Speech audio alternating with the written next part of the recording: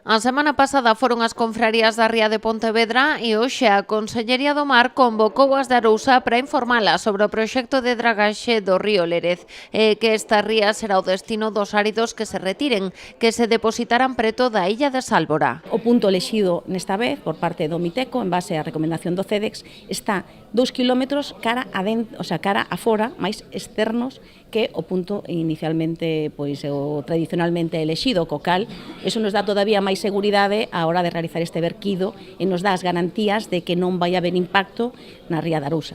Ante o sector, a conselleira insistiu en que todas as mostraxes realizadas sinalan que estes áridos do fondo do Lérez non son un perigo para o medio ambiente. As catas feitas ano 2009, ano 2015, ano 2020, ano 2024 arroxan que son áridos de categoría A, é dicir, a máis boa posible, son áridos que van a ser son inocuos desde un punto de vista medioambiental e non vamos a dragar ningún material que este contaminado. Pola súa banda, as confrarías acudiron á convocatoria para coñecer o proxecto de dragaxe, pero moitas desconfían e opóñense a que os áridos que se retiren do Lérez rematen na ría de Arousa. Que, os dragados, por sorte ou por desgracia, son necesarios. Feito nós no noso porto, ainda hai 4 ou 5 anos hubo un, e ao mellor xa estamos a necesitar outro.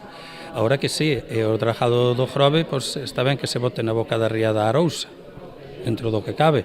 Agora que os dragados que se fajan en Pontevedra, que non nos lo boten na ría da Arousa, é o único que temos claro.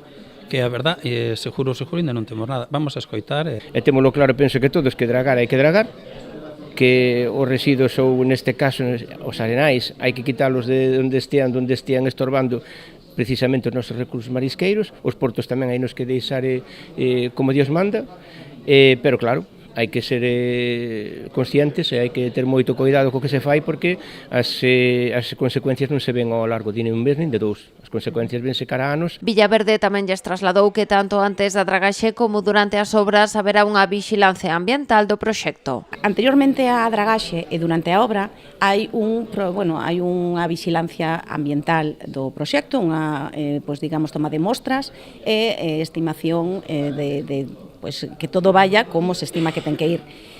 Se toman medidas, pero todo o material que vamos a dragar é categoría A. Eso non ten ninguna dúbida, está no proxecto e precisamente en base a esa categorización deses áridos estableceuse o punto de verquido por parte do Ministerio de Transición Ecolóxica.